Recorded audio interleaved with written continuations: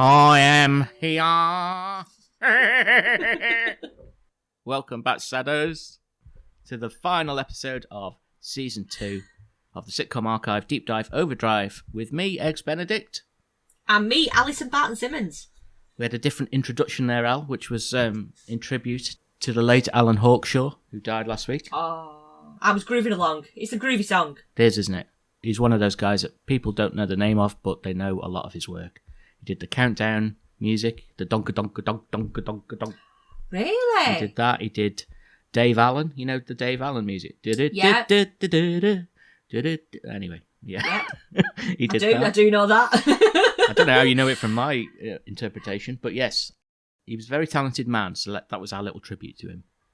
I think the Grange Hill theme, Grange Hill / Give Us a Clue theme. Yeah, not that one. is the most memorable, isn't it? It's one that sticks in your mind. It's a belter. It is, isn't it? Even better than Give Us a Clue. I don't know. I think they're on a par. Do you? I do, because I do love that one with Michael Parkinson. Why do we mention Give Us a Clue every episode? I don't know. I don't know. It's like an earworm now, though. I can be like, cleaning the bath. Yeah. And, yeah. It is very much one of them. Once it's in your head, it'll take literally weeks to go. Yeah. So this episode, which is the last of our series, is the very last episode ever made of Fawlty Towers. We're at the end of our journey as we deep dive the 12th and final episode, and it's called Basil the Rat. Rat Veins. It is indeed. You can watch this episode on Dailymotion or on BritBox or on, I don't even know, it might not even be on iPlayer anymore. Because, yeah. I think it is. No, I've watched it on iPlayer. Oh, did you? Still there for now. Yeah, still there for now. Yeah, okay. So there's plenty of places you can watch it if you want to take it in before you listen to us take it apart. Not in a bad way. I just mean forensically. Now, as this is a very Manuel-centric episode, Al, would you like to hear a little bit about the Andrew Sachs comedy vehicle Dead Ernest? I might regret saying this, but yes, I'd love to hear more, please. Well, yeah, it leaves me in something of a cul-de-sac if you say no. Yes, Dead Ernest. Do you know anything about it? I know nothing. Dead Ernest scored a lowly 5.4 on average on IMDb. It was a comedy vehicle for Andrew Sachs. It was at the height of his sort of post-Fawlty Towers fame, 1981 and 1982. Okay. And it was a vehicle just to try and get him more mainstream leading man work. He starred as the titular Ernest, who gets killed by a champagne cork after winning the pools. God, that escalated quick. I know, yeah. This is episode 1, the first 5 minutes. He goes to heaven and spends the rest of the series trying to get back because the authorities in heaven admit that the death was an administrative error and he'd actually been scheduled to die in his bed in Lyme Regis in 2007. Oh, dear. Right. So they agree to send him back, but his kidneys have already been donated, so he can't go back to his own. But I know it's really out there for an early 80s sitcom, isn't it? Wow. It sounds like a great premise, but unfortunately it didn't get great reviews. It lasted a measly 7 episodes, with Andrew Sachs himself later remarking that I died on that show in more ways than one. Oh dear. Does it become very dialysis-centric quite quickly if his kidney's out there, or is it just him going to the hospital and back? Well, I can't say I've seen it, but my understanding is that he can't go back to his body. So in heaven, they try and find him other jobs to do, and he's like, no, he's basically petitioning all the time to go back and be reincarnated. And I think it's the case that he tries all these different roles and he's not suitable for them up in the sky, you know what I mean? Okay. There's lots of cameos, people you would also know in it.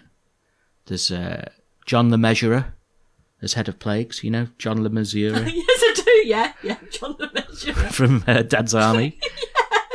Percy Sugden's in it from Corrie. Right. Bill Waddington. Ethel from EastEnders. Gretchen Franklin. So there's lots of... a star-studded cast, really. Well, yeah. But if that's how you want to classify Percy and Ethel. So, don't you think that sounds like a great premise that just probably was let down by poor writing? Perhaps. You're not on board with it? I'm just thrown. No, I'm just thrown by what an extravagant sort of start to a series. You get hit with a champagne cork and then die. Yeah, he's celebrating his pools with a prosy in a hotel. Wow. Very 1980s. Yeah. I can't even imagine him in the role, really. I'd love to see it, but it's not on YouTube or Dailymotion, so if any of our listeners know where I can get a hold of that, I'd give it a watch. It's only 7 episodes. We could do a little subscriber-only deep dive, yeah. Yeah! I'm not going to go into Andrew Sachs' other work, other than to say that his final acting role was as a cameo as a clumsy waiter. Of course. In the god-awful Run for Your Wife 2012 movie starring Danny Dyer. It also had Denise Van Outen, Sarah Harding. Did she die recently? She did die recently, yes. Yeah. And Neil Morrissey. And it was an awful movie, a bawdy sort of old-school sitcom about a bigamist who gets caught out. Dyer plays a bigamist. His character is sort of portrayed as some sort of lovable anti-hero rather than a bigamist shithouse. Yes. Yeah. This one gets 2.8 on IMDb. I mean, oh my God. It's really a stinker. But what one reviewer actually wrote, "This movie made me kill myself." Oh God, that's very dramatic. I feel like I've seen this as a stage show, as like a bawdy, farcical oh, you might be right. Play in Bournemouth. It's bringing back memories of being taken as like a maybe 11-year-old. I think it was really inappropriate for me to be there watching it because it was all doors opening, people in underwear. I shouldn't have been watching it, I don't think. But we were in Bournemouth on holiday and there was nothing else to do, so that's where I was taken. But Run for Your Wife, that does ring a bell. Obviously, they were going for this sort of like old school thing, and they had lots of other cameos in, as well as Andrew Sachs essentially reprising Manuel. They also had cameos from Richard Bryars, Biggins, Lionel Blair. His trousers flare. And Lionel Blair. I should have put him at the end, shouldn't I? And Jeffrey Holland, he was in it too. Vicky Michelle. Oh, yeah. Russ Abbott. Wow. And Cribbins. Another star-studded cast. Yeah. What a shame that it was rubbish. Also, Cliff Richard and Rolf Harris were both in it, but I don't group those two together for any other reason than... You can't have everything, can you? I don't want the lawyers onto me. But no. Yes, so there you go. That's a microcosm of Andrew Sachs' career, shall we say. Blimey, yeah. So was he like a Manuel-esque waiter? Did he sort of... Was it literally like a role reprisal, or... Do you know what? It's on YouTube, but the audio's out of sync completely. By about 10 seconds. So I might... I might download it and realign the audio and just upload the Andrew Sachs bit to our social media channel so people can see. I'd like that.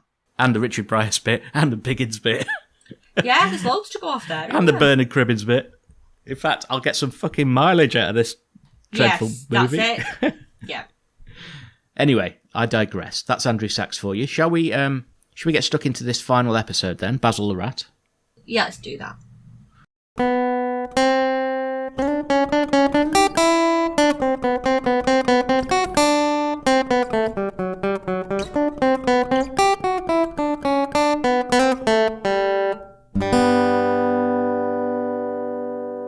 So the first thing to say about this episode, Basil the Rat, is this one aired 6 months after all the others, didn't it, due to a BBC strike? Right. So that's quite a big amount of time. So there was all the first 5 episodes then together as a block, and then this came months afterwards. I wonder what were the viewing figures for this one, for this episode on its own? Because surely you'd have lost like continuity. You'd have lost the momentum of watching it every week, I suppose. I don't think that Fawlty Towers is one with a story arc, though, is it? You can just dip in and out. Do you know if like you've sort of got a time set aside every week that's what you do? Yeah. If all of a sudden it's not there for you to watch, then I can just sort of see people getting out of sync with it. Let's have a look. So, this one was broadcast on 25th of October 1979. Right. And the previous one was March the 26th. That's a big old gap, isn't it? Yeah, it comes back for one and then it's gone. That's your lot. There you go. But the sign on this one was Farty Towels. And is this a repeat? No, it was Warty Towels we had a few weeks back. Pay attention, Ben. Whatever's going on, the towels need a wash because it's just gross. Oh, it's not the only thing that's gross in this episode. I won't be eating veal for a while anyway. Yes. Ugh. So at the beginning of this episode, we actually see the Faulties arrive, don't we, in their wee red car. Yep. They get out and they're obviously squabbling already from the get-go. Basil's quite nicely dressed. I'm sure you'll come on to say that, but I thought he looked quite smart when he got out of the car. He did. And Sybil's moaning because she wants to go out more. And Basil is basically putting a spanner in the works whenever she wants to do anything, it seems. Yeah. She's sick of being cooped up, she says. Yeah. And then I think it sort of segues into how they ever got together in the first place. And Sybil says, "Black magic, my mother says." And then Basil says, "Well, she'd know, wouldn't she, her and that cat?" Basil has some wonderful lines in this episode. I thought this was, dialogue-wise, it was amongst the best. Yeah. With that little sort of remark, he skulks off into the kitchen, whereupon he finds a sort of funny little bald fella inspecting a plate of meat with ridiculous intent, doesn't he? Yeah, he's on his knees. He's practically got his nose in it, hasn't he? Yeah. What's he hoping to see? Like germs with a naked eye. Just a weird situation, isn't it? Well, Basil obviously goes immediately on the passive-aggressive, sarcastically offers him a wine list to accompany him inspecting the meat. I would have thought the clipboard which was on the table would be a clue. Yeah, he was obviously somebody of some importance. Well, I don't know. Clipboard to me doesn't necessarily denote importance so much as jumped-up prick. Oh, okay. Anyone with a clipboard is usually a jumped-up prick in my experience. And it turns out that this is the case with this man. He introduces himself as Mr. Carnegie. Yeah. From the Public Health Department. And Basil does one of those embarrassing, cringeworthy attempts to recall the words back into his mouth. Oh. I suppose more accurately, he tries to sort of whitewash his previous remarks, doesn't he? Kind of retconning their meaning into something they weren't, and it just never works for him. Oh, it's just embarrassing, isn't it? It's just, Painful. You feel second-hand embarrassment for him. So Polly enters the room and presents some receipts for Mr. Carnegie, and she mouths something to Terry that's unclear. I'm not sure what that was, but Terry Scarpers, doesn't he? She sort of mouths something at the side of her mouth, and he jumps out the door. Not sure what that was. Ah, right, okay. Obviously covering for something. This is where Mr. Carnegie pompously announces that the property isn't up to standards. He sort of vocalises a list of lengthy failures for the health and safety. And it's grim. Yeah, it is, but this is what I mean about him being a pompous prick, because he's unnecessarily rolling his R's, isn't he? Did you notice? Yeah. He's sort of grubby, saying words. Yeah. Just being a real fastidious, power-crazed dickwad about it all. Yeah.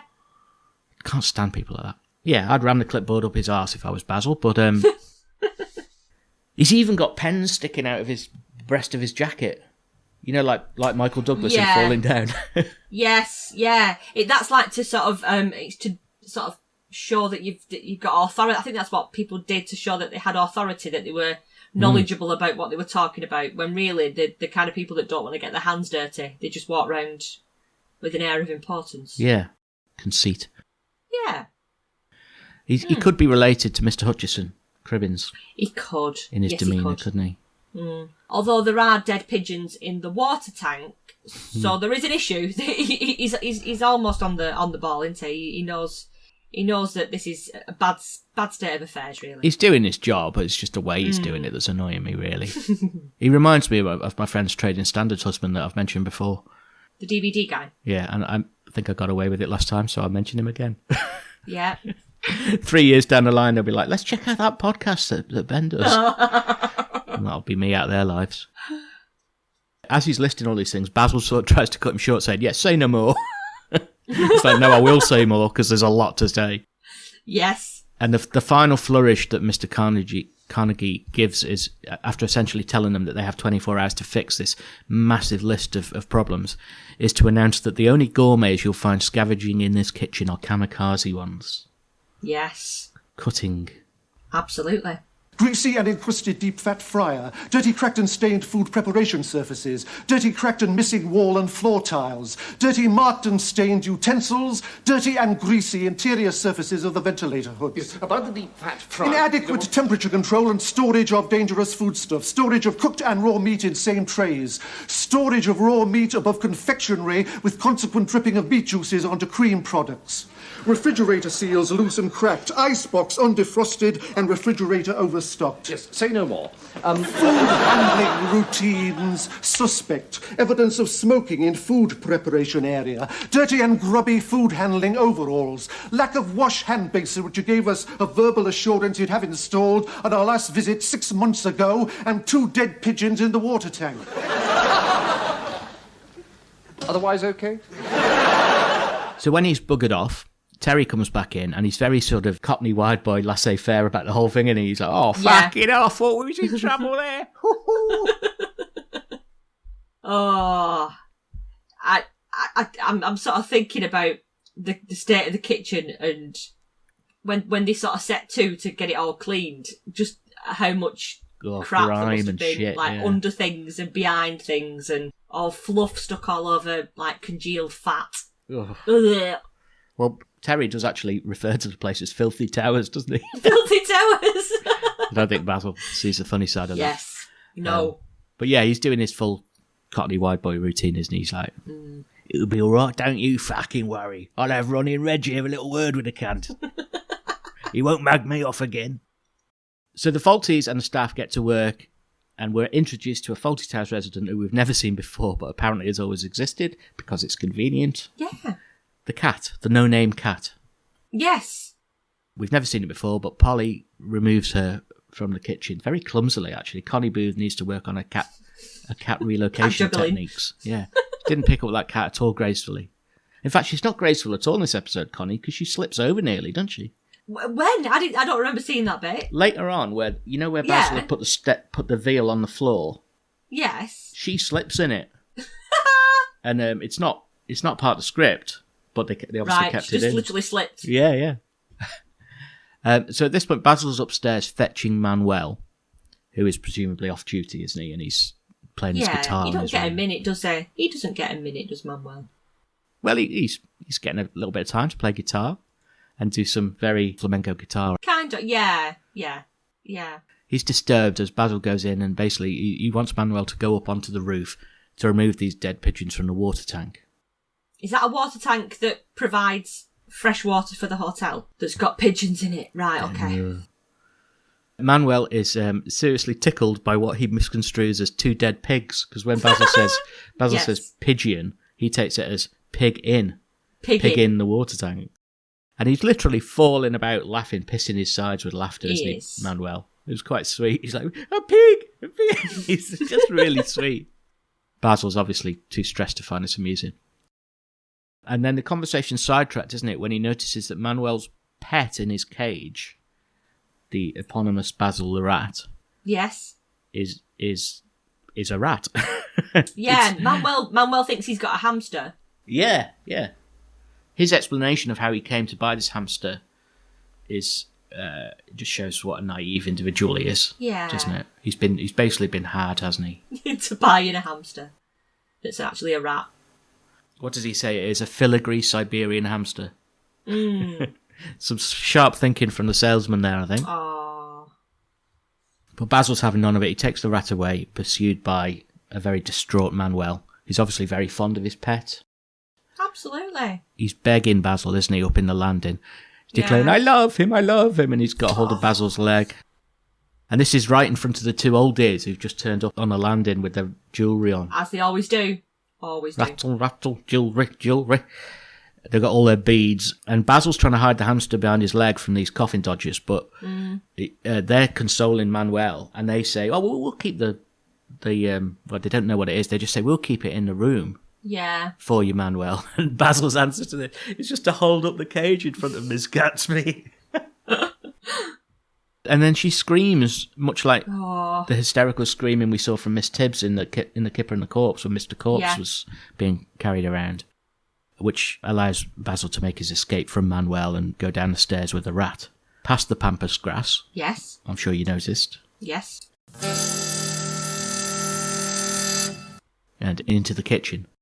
Polly says that her friend will take the rat. Yeah, Polly to the rescue again, isn't it? Yep. Oh, the bit where they're walking through the car park, both holding the cage, I thought was really cute. Polly and Manuel. It's very sad though, wasn't it? It was. sad music. There was sad music, and sort of Polly almost takes like a parental role with Manuel on occasion. Yeah, she looks after him, doesn't she? I mean, she clearly knew all along that this was a rat, but didn't say anything because she thought, well, it's not harming anyone. Exactly. She's very sweet in looking after him. Mm. In the kitchen, Sybil is excoriating Basil for not knowing about the rat. Yeah. Which she obviously didn't know about either. Yeah. And Basil's sort of flabbergasted at her remarks, isn't he? It leads to him uttering that famous line about, can we get you on Mastermind, Sybil? Why didn't you check? What? Well, you mean he's had it for a whole year and you've only just found out? Yes. Well, supposing the health inspector had seen it. I know. He could have closed us down. Well, what are you going to do with it, Basil? You can't keep it in here. I know. And don't let it loose in the garden. It'll come back in the house. Can't we get you on Mastermind, Sybil? Next contestant, Sybil 40 from Torquay, special subject, the bleeding obvious. I wasn't going to let it go in the garden. What leads to Polly volunteering to rehome the rat is Sybil pointing out that this is Manuel's beloved pet and they have a duty of care. She wants to rehome it rather than set it free in a field, and Basil sarcastically observes that he might be mugged by a bunch of field mice. All right, I'll put an ad in the papers. I wanted kind home for enormous savage rodent. Answers to the name of Sybil. Manuel actually issues an ultimatum, doesn't he? He says, he go, I go. Yeah, he's obviously very fond of this rat, and if it was just a pet that he was keeping, and they were none the wiser beforehand, I don't understand why it has to be a problem. Why he has to get rid of it. It's that thing again where we say it every week. Otherwise, there would be no There'd be no story. Yeah, I feel for Manuel though, because I wanted a pet rat when I lived in like a flat. Yeah, I love rat. I'd have a rat tomorrow. Oh no, it's the tails that do it. Oh, I can't be doing with the tails. They're so horrible. We wanted to, when we lived in like a flat, and it was what if it breaks out? We'll get thrown out because we've got a rat. But it's not going to get out because it's my pet. So I'm with it. I'm with Manuel. Basil could easily have gone and took the cage and put it in the back of his car for a day. Yes, and then brought it it back. It would all be fine, no wouldn't problem. it? There's no episode. Yeah, exactly. There's nothing funny about that. But yeah, there is a reasonable way of getting around it. So in the scene where you see Polly and Manuel walking off with the cage, did you notice that the signage of the actual country club is visible, where you can see the sign saying Woodburn Grange Country Club? Ah, is that what it said? I knew there was a sign because it looked like a golf club sign. Yeah. Because that's where the exterior shots were filmed. Okay. They didn't bother trying to hide it. Not thinking that two knobheads 40 years later would be talking about it, I suppose. Spot this. Yeah. Evening, Major. Evening, 40. Hampshire 1. Back in the kitchen, the staff all seem to have everything in hand now, don't they? All nice and clean. But the no-name cat's back again, which is important to the storyline. Sybil puts the cat out a lot more gracefully than Connie Booth did. Yeah. And then Manuel enters the kitchen looking like sad Charlie Brown, doesn't he? He's got his little black armband on because he's in mourning for his rat. Did he? I didn't notice the armband. He had a black armband, yeah. Oh, I know. He's like George Michael in Arrested Development. It is, yeah, with his little sad Charlie Brown walk. Well, I mean, it is easy to get attached to a pet regardless. I mean, cats and dogs, people sympathise with if a cat or a dog dies, right? But no matter what your pet is, it's still your pet. I'm dreading my hamster dying. Yeah. Yeah. You sure it is a hamster? She's definitely a hamster, but she's about 20 months now, and they only live till like 18 months, 2 years. Well, why would you buy a pet that's going to expire so quickly? I don't know. And she sleeps all day. We only ever see her for about 10 minutes at night time, but we're very attached to her. Yeah. But she's quite elderly. She's quite an elderly hamster now. She can't get up a ladder without a hand. What would you do with her when... I know this is a bit maudlin, but what will you do with her when she carks it? I think we'll have to put her in a box and we'll bury her in the garden. Right. You don't go in for taxidermy like the janitor in Scrubs. I thought... Do you know what? I have thought about that. About really? Something... Yeah. Oh, but I think no, she'll don't be... do that, Al. Because I think hamsters, she's looking quite... Not raggedy, but she's looking quite elderly. Yeah. Because in hamster years, she is quite elderly. So maybe it's not the right thing to do. If you taxidermy her, she won't look like her anymore. You know, when you ever see anything taxidermy, they always look like... No, that's true. Yeah, she'll just look wild, won't she? So I think that's what we'll have to do. But I'm not looking forward to having to deal with that when it happens. I think if they allowed it, I would be keen for me to be taxidermied after my death. What position? Like a arr, Would you? and just stick me in the hall in case any burglars come in, just in sort of attack mode. Yeah, just always attacking. Yeah, in an attack stance. Just hanging out at the front door. Yeah. Could you use like a coat rack? You could just put things over your arms. If you got your arms out, you could just put coats over. Multi-purpose. Hats on your head. Do you remember my plan to deal with burglars when I lived in the UK? Oh, was it something to do with being naked with a lightsaber? A lightsaber. Yes, I do remember this. Yeah, because I think did I give Johnny my lightsaber? I can't remember. Yeah, I just bought him one, didn't I? It's up on his wall. Yeah. They were so good, those replica lightsabers that were available in the noughties. If I come downstairs, El Bolico, and lit one of them up. Yeah. If you act nuts, people are freaked out. Yes. People don't want to deal with nuts. So if you light up a lightsaber naked, a fat man coming downstairs naked with a lightsaber will scare off a burglar. You'd run away. You'd run away fast, yeah. You'd I'm fucking not getting involved in this. Nope, this is too much. Yeah. I have got a gun, but I'm too frightened and I will run away. Yeah, exactly. Well, they don't know that I might be able to deflect it with my lightsaber. That's true. Yes. Or just envelop it in one of the rolls of fat and it'll never hit a vital organ. It's the element of surprise, isn't it? It's the element of surprise. That's what people are not expecting, so... Can't you have a rat euthanized, though, painlessly, rather than have it exterminated? Because extermination is like something Daleks do, isn't it? I mean... Yeah. I don't know. They could have took it and have it put down by a vet like that one that did Michael Jackson. Just painlessly put to sleep, you know? I think that would have... Just go back. What? A Michael Jackson? Like that vet that put down Michael Jackson. All right! I thought you meant Michael Jackson had like a hamster. No. I just mean like that guy who put him down. Who put Michael Jackson down? Yes. Yeah. Oh, yeah. Go and find him. And anyway, they've dealt with it, or at least they pretend to have dealt with it. They have. We've really gone off on a tangent here, haven't we? So anyway, Basil's trying to cheer up Manuel, and this is really sad because he claps him on the back, triggering a sort of very sad PTSD reaction from Manuel, saying, "Don't hit me, you always hit me." Yeah. He's had enough, I think, can't he, at this stage? He's had his pet taken off him. Yeah. He keeps getting smacked. Yeah. Don't know why he just doesn't quit. He should do. But Basil displays some very old-fashioned views on depression, doesn't he? He says, we didn't win the war by getting depressed. It's the war again, isn't it? Oh, always the war. It quickly transpires that Manuel is actually playing an act and laying it on very thick. As soon as Basil's out the way, Polly's sort of warning him to tone it down. He's being too sad. Yes. He's acting. Another string to Manuel's bow. Yep. As well as paella. Paella and acting. I know. Oh, I know. So what's actually happening here is that Polly has pretended she has a friend who's taken her out, but in reality, the thing's been temporarily rehomed outside into a sort of shed near the kitchen, isn't it? Yes. On the sly, which is Very asking clever. for trouble. Yes.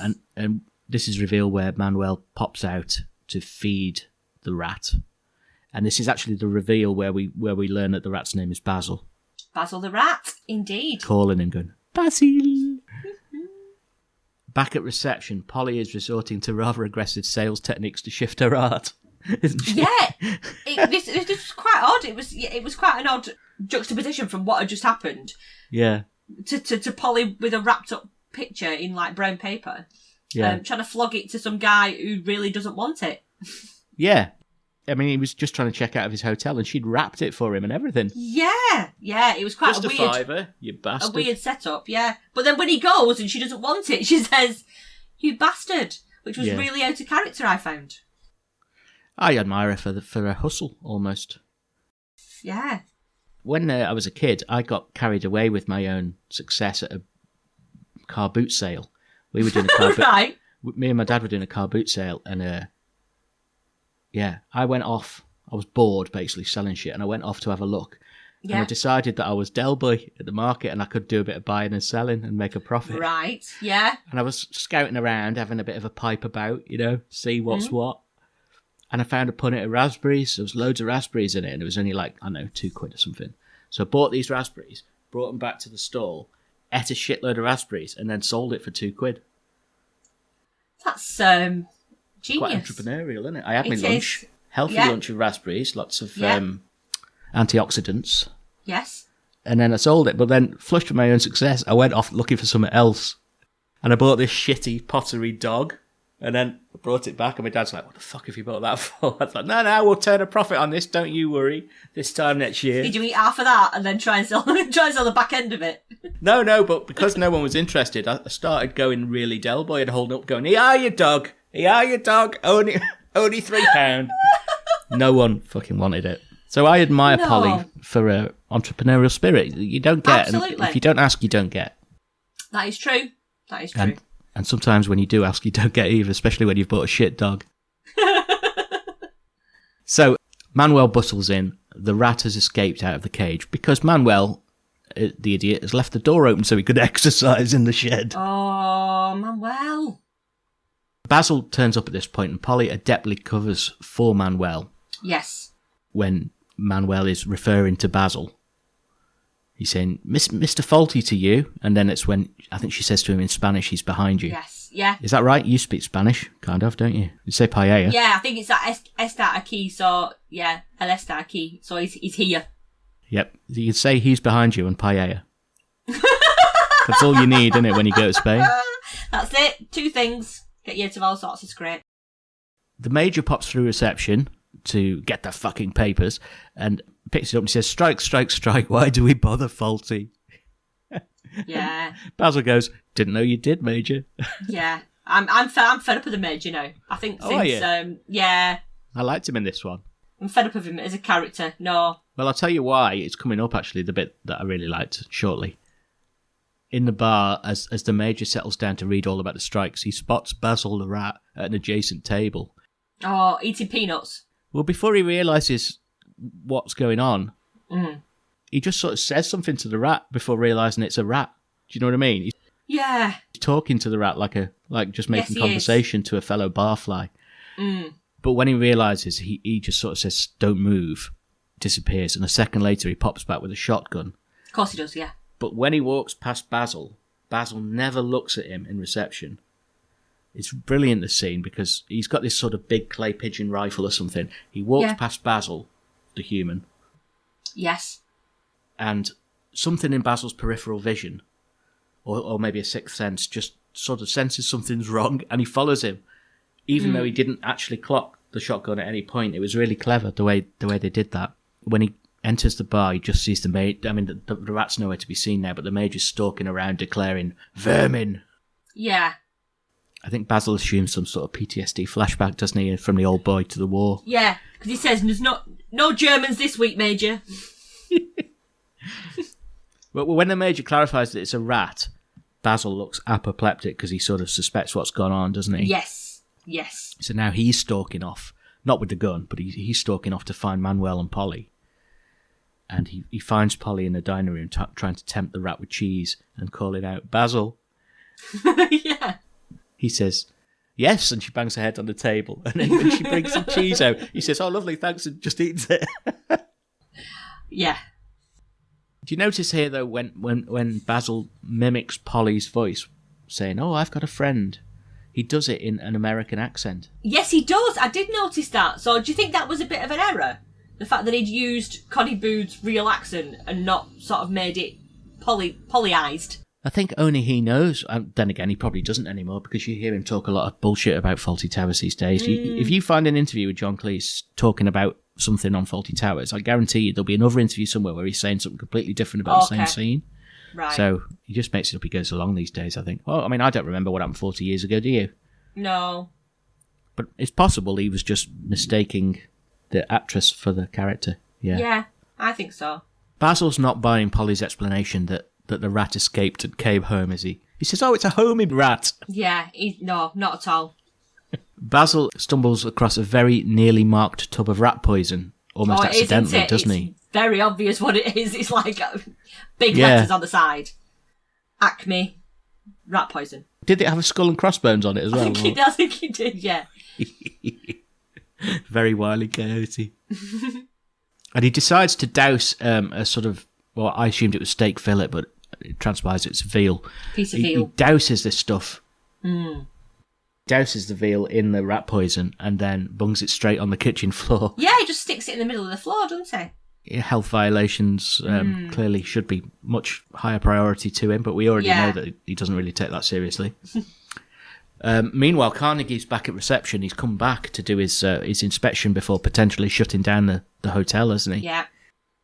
And as Sybil's about to escort him upstairs, a shotgun goes off somewhere in the hotel. Of course it does, yeah. So we know that the Major's found a rat, essentially. Basil blames it on a television set, and he shoots off, no pun intended, to investigate. Yes. And then we see Basil confiscating the gun from the Major. And this is the bit I talk about where I like the Major, because Mr. Carnegie comes in. It looks like the Major's going to give the game away. Basil just knees him in the ghoulies. Yeah. I don't know if on iPlayer, because I kept rewinding this, I don't know whether they've taken... It looked really muddled as to what had happened. You know that the Major... that Basil's done something to the Major, and the Major ends up sort of like clutching his crotch, but it's almost like you don't see the bit that's like a moment of the scene was taken out. Oh. I don't know. That's a crucial bit to take out as well. Yeah. But the Major's reaction to being kneed in the nuts is what amused me. It was a very his face. Carry on. It was, yeah. Ooh, yeah. Yeah. You can see like Kenneth Connor doing it, or Bernard Breslau or something, you know. Yeah, yeah. Meanwhile, Manuel is fraught with anxiety, wanting to know what's gone down because he's heard the shotgun himself. Yeah, he's worried. And Polly's thinking on her feet to prevent Manuel blurting out the word rat in front of Mr. Carnegie. She says ratatouille to cover, which Manuel misconstrues to mean that Jacko's gone and put Basil the rat in the ratatouille. In the ratatouille, yes. And they rush off, and Sybil says he's from Barcelona. There's a cover story. Trying to do it in her style then. He's from Barcelona. And Carnegie, I thought the actor who played Carnegie was crap, to be honest, but he did give good bewilderment when he stood there just looking totally befuddled. Yeah. As he does at the very end with the reveal of the rat, he just looks totally, what the fuck? Yeah. This is a madhouse. That was probably the strength of his acting. When he had to speak, he was rather shit. Yeah, you just sort of think, God, there were so many actors that could have got Scotch and Waterback to do it, and no one would have noticed. Yeah, he could have been in every episode, couldn't he? Like Alexei Sale in The Young Ones. Yeah, you just turning up as a different character every week. Maybe singing the song now and again. All right, Basil, got a new motor. Get Bassano! It's all right, Manuel. Is he all right? Yes, he's all right. He's not dead? No, it was just the Major letting the gun off. The Major tried to kill Basil? Kill Basil? No, not Mr. Foldy. I mean Basil, my little... Ratatouille. Basil, a little... Ratatouille. The chef calls the ratatouille Basil because he puts quite a lot of basil in it. He put Basil in the ratatouille? Yes! Jacko's getting both barrels from Manuel in the kitchen, but he protests. He says, I ain't made any bleeding ratatouille, you slag. That's what he says. I'll fucking open you up, you mug. Or words to that effect. And in the confusion, Manuel knocks a tray of meat on the floor, very close, of course, to where Basil had earlier placed this poisoned veal fillet. Yeah. And we see Polly and Terry picking up the spilled meat. And as viewers, I don't know if we're supposed to be ahead of this, but, you know, I think you're thinking, oh, shit, did that include the poison? Yeah, I think you can see it a mile coming. I think you can. Yeah, but I don't know if television viewers of the 70s just weren't as shrewd. I think a lot of the time it's like the reveal, which we see coming a mile off, is from watching so many sitcoms over the years. Oh, okay. Right. Some of them would have been, I didn't see that coming, maybe. You know what I mean? Okay. Yeah. We're just looking for... I think we're always looking for the answer before. The obvious pratfall or whatever. Yeah. Maybe. Basil, having given the Major a good talking to, so he knows the story, as if he's going to remember anyway. He doesn't even remember being kneed in the bollocks about 2 minutes ago, does he? Yeah. Basil's back in the kitchen where he puts No Name Cat out again. Yes. Just in case we didn't clock the fact that they had a cat the previous 2 times. Here it is again with the big arrow. Yep. It's the cat. It's only now that Basil tells Terry about the poisoned veal that he earlier put down. And this is just as Polly is serving veal to some guests in the dining room. Basil rushes in and snatches 2 plates off some of the guests, declaring veal's off. Mm. One of these guests was Andrew Sachs' real-life wife. Oh, right. Yeah, the one who wanted the veal substitute. Okay, yeah. Sybil's taking care of Mr. Carnegie professionally, as always. She's lazy, but she's good when she does work, isn't she? Yeah, she's good at putting fires out. And Basil's fetching a bottle of wine for the guests who just had their veal confiscated. Yes. And we know that he's foolishly put down what he assumes to be the poisoned veal somewhere in the dining room, but that doesn't come back till later. He's opening the wine, and everything seems to be going kind of well with Mr. Carnegie. But now, weirdly, he declares he wants to eat at the hotel, which seems a bit odd to me, given he must have been suspicious about their health and safety practices. I wouldn't eat there. And he wants the veal. God. And Terry says the cat had been at one of the veals. So he's very good, isn't he, Terry, with the old process of elimination in this episode? Yeah. He fetches the veal from the bin that the cat had been munching and that had been thrown away. Yes, because he found tooth marks, didn't he? He found chew marks on it. Well, I think Basil did, actually. Yeah. Yeah, but it got thrown away. And he says, how's the cat? And Basil's just hysterical at this point, isn't he, in his response? Yes. Right, now, how's the cat? How's the cat? We're about to take the life of a public health inspector, and you want to know how's the cat? It's going to London to see the Queen. What are we going to do? It's all right. Great. Hooray! Hooray! The cat lives! The cat lives! Long live the cat! What are we going to do? So it transpires that the cat is fine. So that piece of veal must be fine. Yes. So Terry just sort of gives it a trim, doesn't he, to remove the gnaw marks. God. Yeah. And the health inspector sits down in the dining room on a piece of veal. Yes. It's on the chair, isn't it? There's a plate of veal on the chair. Yeah. Of course. One of the ones Basil abandoned earlier. And Basil blames Manuel and twats him one. Yeah, again. As is his wont. Weirdly, when Polly brings Carnegie his meal, it's just a plate with veal on it and a side salad on another plate. And the veal just looked really lonely to me. Yeah, there's no vegetables or anything else with it, is there? Just a big plate. And I mean, it's been trimmed down as well, this veal. Not much of a meal. No rhyme intended. So seemingly having dealt with all this crisis, there's a brief respite in the frenetic pace at this point. And you can feel it in the tempo, actually, can't you? When Basil pops outside, literally for a breath, you can feel the respite. Cleese talks a lot in the DVD commentaries about the beats of the show and the pace that has to pick up, and you have to keep hitting the beats. And this is deliberately slowed down, I suppose, because you think, oh, things are in hand.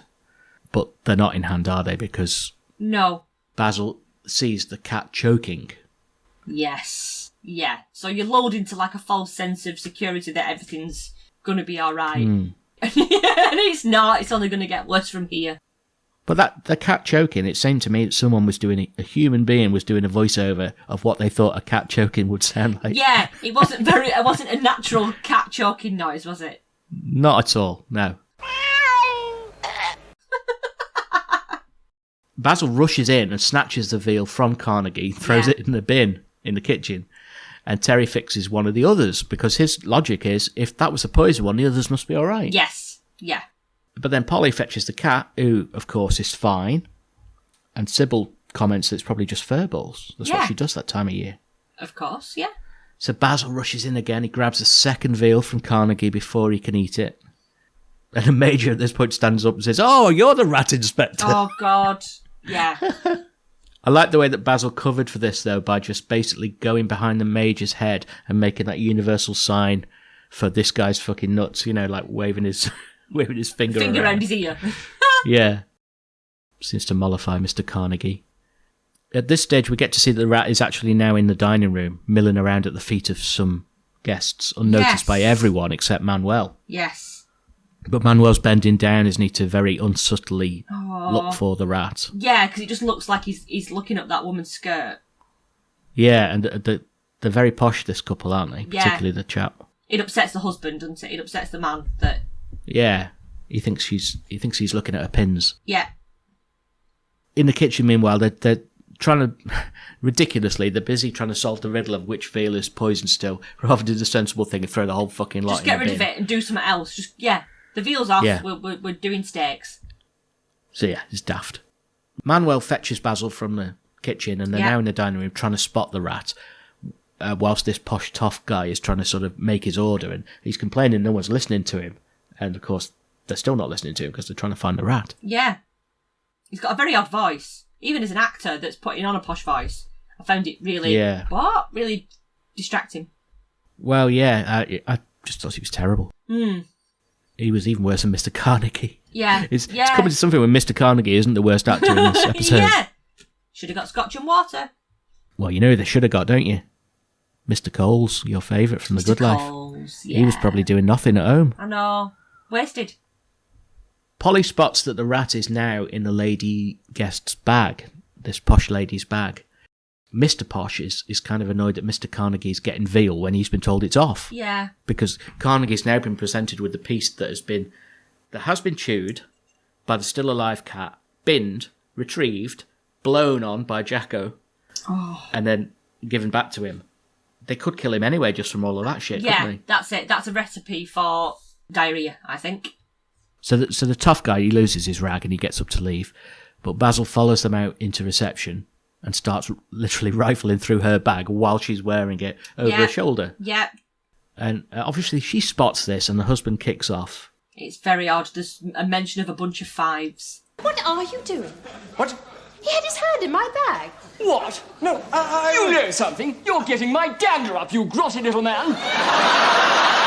You're asking for a bunch of fives. Oh, it's awful. Can you think of a posher character in any show ever? He's like the ultimate, isn't it? Ultimate posh man. Polly's thinking on her feet again, though, isn't she? So she blames Basil's actions on the bomb scare. Yeah. Which, I guess, IRA, it wouldn't have been uncommon at the time for there to have been a bomb scare. Quite a drastic sort of reach, though, isn't it, to put out the fire? Well, Cleese tells a story, doesn't he, when he's talking about Donald, what's-his-face, the real Basil Fawlty. Okay, Donald Sullivan? Sinclair, there we go. Whereby Donald Sinclair just moved Eric Idle's bags in the hotel. Okay. Ah, yes! And he's like, well, where is it? And he just basically removed it off the property saying, bomb scare. He hadn't even told anyone. Yeah. So I expect that was probably inspired from that real-life story. Based on real life, yeah. Basil takes the bag and says, may I? And he starts having a proper look through, and then he gets actually bitten by the rat at this stage, who then shoots off across reception back into the dining room. Yeah. Seemingly no one but staff have seen Basil the rat still. Manuel is in the dining room, and he spots the rat come zooming in. It's clearly like a remote control. It is, yeah, like a wind-up mouse. It's not the worst prop that substitutes for a real-life rat in this episode. It's not! I'm already laughing at the thought of it. But Manuel, he manages to gather up the rat from under the table, but he's also been called over by Mr. Carnegie. And Manuel says, one momentito, which I'm sure can't actually be Spanish for one moment, can it? Like a tiny minute, I'm guessing. Is it? Yeah. Come on, you're the Spanish speaker. I know. An ito at the end of something is like a smaller version, so like a little tiny minute. I suppose like señorita. No, that's señorita, like a diminutive version of something. Manuel deposits the rat into the biscuit box for some fucking reason. Yeah. Rather than just say, I'll be back in a second, Mr. Carnegie. He puts the rat in the biscuit box. He takes Mr. Carnegie's order, who of course wants cheese and biscuits. Of course he does. And now the Major's taken the biscuit box and Manuel's confused and he rushes off into the kitchen. Polly comes in, she retrieves the biscuits from the Major, not knowing that the rat is in the biscuit box, brings them over, and then finally, despite Manuel's best efforts, the health inspector is presented with the box. Basil removes the lid to reveal what can only be described as a fucking awful finger mouse type puppet. It was a finger mouse, wasn't it? Yeah. A finger mouse rat. He looked like, do you remember in The Young Ones where Vivian had a pet hamster called Special Control Group? And it was that kind of weird crap puppet. It was just a crap puppet, wasn't it? Awful, wasn't it? Yeah. Well, I don't think it was deliberately bad, but it worked well for them because it made it funnier. Exactly. That it was this awful. I mean, the way its head spun round. It was just sat in one of the trays in the box. You wouldn't get away with it now, but no. For a 70s sitcom, it looked hysterical. The rat's just sat there having a good pipe around, isn't he? Yeah, looking round. What's going on? Aww. Basil, as usual, attempts to cover for this, saying, would you care for a rat? Would you care for a rat? This is the point, where in my head, I thought the episode ended there. Would you care for a rat? I was surprised to see it actually went on a beat or two more, didn't it? Because the box is taken away, the rat's removed, and then the box's biscuits is brought back to the bewildered Mr. Carnegie. while Sybil and Manuel distract him because Sybil and Polly distract him because Manuel is pulling a passed out Basil out of the room by his feet, isn't he? Yes. Yeah. And that's the end of the episode. I think that couple of beats extra were just unnecessary. It could have ended on, would you care for a rat? The end. Yeah. And that's not unusual for Fawlty Towers to end that way either, when you look at other episodes. Yeah, we've been to a wedding. But they wanted to show Basil just clearly hadn't coped at all. In fact, do you know what? I've just made up my own headcanon because this is the very last ever episode. Yes. This isn't Basil fainting. This is Basil having a fatal coronary. Right. And he just died on the spot. And dies, and that's why we never see or hear from him again. Right, yeah. The stress has just taken him out. Yeah. Well, long overdue, I would say. Yeah. But there again, there'd have been no second series because he just dies. No, well, this is the end of the second series, isn't it? Yeah, but no second series. No, he if he died earlier. He should have died right at the start of the first episode. It's true, yeah. At the moment he yells, "You bastards!" to Lord Melbury. He should have just pegged out there.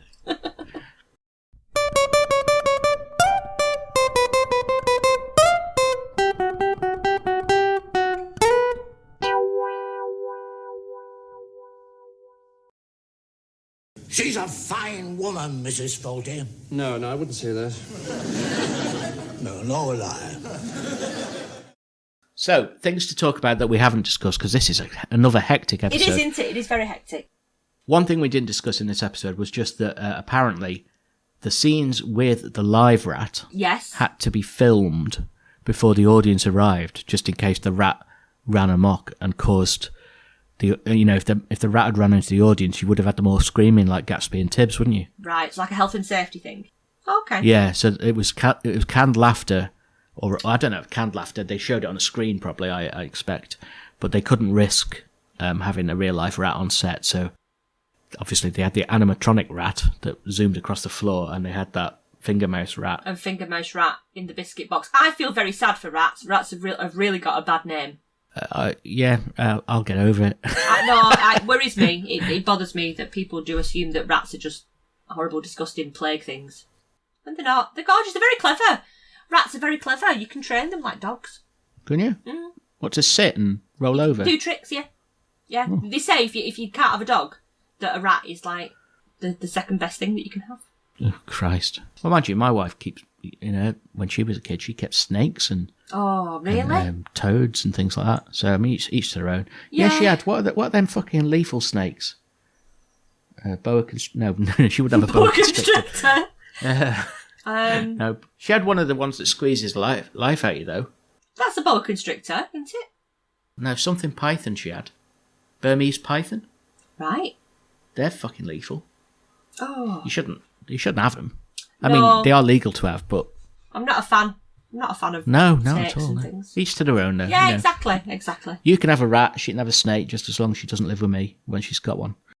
I'll stick to the cat. Yeah. But my cat's got a name, unlike Basil and Sybil's. Did you pick any bric-a-brac in this one for this final episode? Do you know what? There was nothing sort of set-wise that I spotted.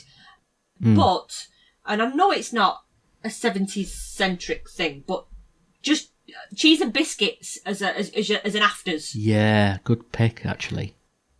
Where I lived, there was a restaurant that was called Smithers Coaching House, and it was the whole sort of thing of it was like a Dickensian. It had lots of Dickensian characters. It was set up as like an old-fashioned coaching house, and Dickensian characters were all over the walls, and lots of things on the menu were Dickensian related themed names and things. And at the end of your meal, there was the cheese and biscuit table. So you'd have that as your afters, and you'd go and like cut a massive big wedge of Edam and have different, like a whole array of crackers. And I just remember it being of a time. It's not something that you see anymore. I know often they do have like cheese and biscuits, but it was like, you had cheddar, you had Edam, and that was like the most exotic of the cheeses that were available. It was like a big ball of Edam. And so you didn't have your French ones or anything? No, God, no. No, it was Edam, it was cheddar, a bit of crumbly Lancashire. And that was it. That was your that was your one of your afters choices. So in my head, that's very much of a time. Did you hear about that explosion in the French cheese factory the other day? I didn't. All that was left was debris. Debris. Tumbleweed. I love a brie. I love a brie. Oh yeah, and a bit of camembert. Ooh. It stinks though. The only thing is that every time I open the fridge when we've got some brie or camembert, all I can think is, who's farted? It stinks in here. I love it. It's just the smell of bums all over your house. Yeah, I prefer a brie when it's gone really, really... I mean, brie is just... cheese, is just what happens when milk's gone off anyway. Yeah. So the longer it goes off and the smellier it gets, the better as far as I'm concerned. Yeah. Just wafting it all over your house every time you open the fridge. Yeah. I still have cheese and biscuits as a dessert sometimes. I love a cheese and biscuits. I like to cut up bits of cheese and bits of apple and just have them together. Okay, yeah. Bit or sweet grapes, and savoury. Apple and grapes, lovely. Yeah. I like a cheese board. I think just because my first sort of memory of going out for like a nice meal with your family in like the early 80s included a not very adventurous cheese board. I think that's what I'm trying to get at. Would you have ordered like a Ploughman's and then had cheese board? Yes. Yeah. You never see a Ploughman's anymore, do you? No. But if you do see a Ploughman's, it's not a standard Ploughman's. It's like a gentrified Ploughman's. So you've got like Quinn's jelly. There's no like just a bit of Branston. You've got like some kind of middle class jelly to spread on your crackers. Served to you not on a plate, but on like a bird's nest or a fucking toilet bowl or something. Yeah. Bring it back. Put it on a plate. I do not want my cheese board brought on a spade. Yeah. What's wrong with a plate? There's that Twitter handle, isn't it? We want plates. We want plates, yes, yeah. Nice and simple. Brought like bread brought in like an old man's flat cap. Take it away. I don't want it. Take it away. I'll be bringing stuff in like used colostomy bags there. Yeah, exactly. Yeah. That's how you get your condiments. You squeeze it out at the end, like a bit of ketchup. When you're piping icing onto a cake. Oh. Yep, it's out of a colostomy bag. Did you spot any bric-a-brac in this episode, Ben? I did, but it was barely visible, so nobody else would have probably spotted it. But you know when Manuel, I rewound this several times to check, when Manuel went out to see to his rat. Yes. And he went through the yard and there was like used crates of Coke and stuff like that. Right. There was a box, an empty box of crisps, like a crisp packaging. And do you know what it was? What were they? Square crisps. Yum. Didn't even know they were in by 79. No. Have I seen them? Have I seen them recently at all? Or have they gone? I don't know. I do love a square crisp. I thought they were well gone, but I mean, maybe they brought them back since I've been out of the UK, I don't know. What's your favourite retro crisp? I want to say pickled onion Monster Munch. You can still get them. True, yeah. But they were my ultimate faves. Because they make me, even when I think about pickled onion Monster Munch, it makes the saliva glands in my cheeks activate, and I can taste them. God, all this food talk, man. It's nearly 11 p.m. here, and I really want to go home and just eat, stuff my face with cheese and bread and crisp. What have you got a favourite retro crisp? Oh, Ringos, sorry. Cheese and onion Ringos as well. Oh, Ringos, yeah, I remember Ringos. Do you remember those ones that they probably might even still have them? They were like sticks and salt and vinegar, and really, really strong salt and vinegar. I don't know what they're called though. Were they? I know it if you said it. Like chipsticks? Were they chipsticks? Were they like puffy ones? Yeah, like more like corn flour. And they left loads of crisp dust in the bottom of your bag. Oh, crisp dust! That's what they should do at these posh do's now, rather than having things like pate and foie gras. Just gentrify crisp dust. We should market it. And you have to wet your finger. You just dip it in a bowl. Yeah, that's not one for the pandemic world, is it? No. See, that's it. It never even happened, but it's never going to happen now, is it? This isn't just crisp dust. This is Marks and Spencer's crisp dust. Absolutely, yeah. That's how you know that something's been gentrified. They have scraps. They sell little box of scraps. You know, like fish and chip scraps now in M&S. Yeah. You can buy scraps. Yeah. What a shower of bellends. Who buys them though? Well, knobheads probably. Yeah. I mean, just go down a chippy. Yeah, just go and ask for a scoop of scraps. Can you get half a scoop there? Because we can get half a scoop here if you order half a scoop. Yeah, that's a common thing to order half a scoop. Really? When I was a kid, one of my friends' sister worked in a chip shop. Mm. And he was really fucking proud of this. He'd be like, "Oh, discount chips for me whenever I go in a chip shop." Yep. Even when she's not on, it was like it was a family discount. Okay. But he was such a chancer. One day, he was skint and he had 16p. Right. And I was like, "Oh, I can't go for chips today then, can we, Mike?" He's like, No, we'll be all right.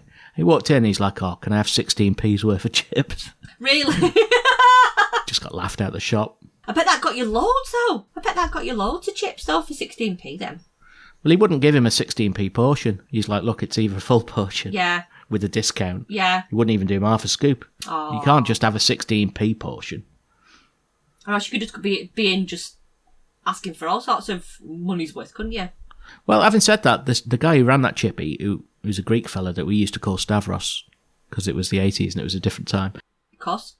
He had this weird habit, as if you come in with your kids, like I was a kid at the time, he'd get a fork. In fact, he was there for years. He used to do it with my kids as well. He'd get a fork and put 2 chips on it and hand the kid a fork just with 2 chips on. Like a taster before you order. But it's a weird little treat to be giving kids, isn't it? Just 2 chips on a fork. It's not like a lollipop. Here you go, have some deep fried potato. That's the best lollipop anyone could give me. Do you think? 2 chips on a fork, yeah. Kudos to Stavros then. Oh. Whose name, no doubt, is not Stavros. No. Shall we have a final trip at the Season 2 Fashion Corner, Al? Let's do that. Well, it's time to take a little trip to the place that long ago was hip. It's Fashion Corner, it's Fashion Corner, it's Fashion Corner, Fashion Corner. Oh. Right at the beginning of the episode, when it's all going a bit nuts, when they're having to clean the hotel to appease the public health officer, Sybil her cleaning clothes that she's got on are amazing, and our starting point for Fashion Corner this week. She's got like an overall and a headscarf, and the overall has like a spotty pattern to it, and she's got like a powder blue headscarf on, which is what, I don't know, women in sitcoms wear when they are cleaning. Nobody ever very did dinner that. ladies, wasn't it? Yeah, bit of a headscarf. But she looked lovely. Manuel, when he's upstairs playing his Spanish guitar and singing, is in what looks like a silky dressing gown with like a golden brown satin trim and belt, but it's over his work clothes. So I don't know whether he's sort of like finished and then put his little dressing gown on, or whether he's just put that on purely to create music. I don't know. It's a bit like Mr. Ben when he goes in the shop, and he's always got the same clothes on, but then puts it on over the top. Or maybe he's just sort of like, maybe he's just having a quick break and he needs to get undressed quickly to go back to work. Anyway, Basil's check suit, I think you mentioned earlier, he was looking quite dapper. Cravated, wasn't he? Yeah, a fawn colour with a cravat, and like we said last week, we've not seen much cravatage, but yeah, Basil does rock a cravat. Sybil, later on, when she's out of her cleaning clothes, is in like a baby pink blouse with a waterfall collar, like a wiggly collar, and the necktie, which we've seen is of the time. The necktie that's part of the blouse, and she's got a cream skirt and a baby pink belt on as well. She looks quite cute in those. She's always, like we said, she's always dressed for the occasion of working, and she always looks very smart. Posh man, the posh half of the couple with the ridiculous lines and bad acting. He is somebody else in this episode with a cravat. He's in like a fawn jacket with a checked shirt, and the shirt looked like like the paper that you use in maths at school, and it's literally just squares. So white shirt, squares, and a maroon paisley cravat he had on. So nothing matched, it was all very mismatched, and I think that was of a time, I think. People just used to like cobble together items rather than being coordinated. Like, whereas now you'd have like a matching shirt, suit, tie, waistcoat or whatever. In the sort of late 70s, early 80s, it just like a very cobbled together look rather than things being more streamlined. And I think that's all I've got this week for Fashion Corner. Been a good deep dive into the fashion. There's been so many characters to look at this series, isn't there? Yeah, a real mismatch of all sorts of characters. Yeah, definitely. Yeah, I mean, certainly after The Good Life, where it was basically the Jerry and Margot show. Yeah, that's all there was to mention, and the goods had the same on every week. At least there was lots of different items on display, and I think you could see from the first series to the second series, I think you could see sort of a graduation into how things changed over those years. Yeah, you see some stuff, particularly in this latter series, that's more indicative of the coming fashions of the 80s, don't you? Yeah, definitely. I think like Sybil's pleather/satin skirt was a definite move into the early 80s, like the short mini skirt look. And what Una Stubbs had on last week was a bit more 80s, I thought, wasn't it? Yeah, especially her eyeshadow. God, yeah. Yeah. Now then, Saddos, it's voting time. If you're not already part of our Facebook group, not the page, the group mind, then please join and you'll get to cast your vote from our shortlist of 4 British sitcoms over the coming week or two. Alternatively, sign up to our mailing list, which you can join by visiting saddo.club, and you'll receive a link through which you can also vote and have your say. It's entirely in your hands. We've curated 4 shows we're happy to deep dive when we return for Series 3, and it's up to you which one we dedicate our time to next. So, get involved and have your say, and we'll be back with your choice before Christmas after a wee break. You can also follow us at SADDO Podcast on Twitter and Instagram, or by searching for SADDO Podcast on Facebook, where we have both a page and a group, as we mentioned. You can email us if you have any feedback for us, saddopodcast@gmail.com. And please do subscribe and leave us a review on iTunes or wherever you get your podcasts from. Yeah, we're really looking forward to Series 3, and we've had some brilliant suggestions, and we've narrowed it down to 4 options. Now, if you want to see those options, like I say, make sure you're in the group or you're on the mailing list, and you will get to have your vote. And that's quite exciting. We like involving people, don't we? We had fun with Brian last week on the quiz. We do. It's really exciting. If you're a member of the Facebook group, you could probably join us next season as well for a quiz like Brian did last week and take on Al when she puts her Les trousers on, or take on me if that's your preference. I'm sure there'll be opportunities, won't there? Indeed. Sorry for not doing Blanksy Blank this series, by the way. I was going to do one today, but then I realised how long this episode would be as it is. So we'll rectify that next season, I promise. Blanksy Blank's actually back on in Britain, isn't it, at the moment? I've not seen it. It's Bradley Walsh? Bradley Walsh, yeah? Yeah. Nearly said Bradley Cooper, but I don't think he's not on his arse that much, is he? Yeah, well, these days, any time they bring a quiz show back or have a new quiz show, in fact, it's either Bradley Cooper or Danny Dyer, it seems. Not Bradley Cooper, it's Bradley Walsh. Bradley Walsh or Danny... Danny Dyer or Vernon Kay, I think they wheel out quite often now for... Is he? Oh. Or Paddy McGuinness. Question of Sport, Paddy McGuinness, what's that about? Used to be a sports journalist, didn't it? I don't watch it. Oh, you've interviewed him, haven't you? I did, long time ago, yeah. Let the owl see the paddy. Yeah. It was before he was like as big as he is now. Yeah. Just around the time of Phoenix Nights, I think. But he was still a what they call? Oh, PT. Yeah, he was a PT. Should we cut out all this Paddy McGuinness content? Danny Dyer. Can you imagine him doing Blankety Blank? No. That fucking Blank is taking fucking liberties, isn't he? Twat. No, it wouldn't work. Imagine Bradley Cooper's like Cockney Wide as well. Bradley. No, he's not. Why do I do this every week? He's a Hollywood actor. Bradley Cooper on the brain. Right, that's a good enough reason to sign off as any. We'll be back around Christmas time with season 3 of the SADDO podcast. We will indeed. Subject matter to be decided by you. Exciting. I'll see thee. Goodbye.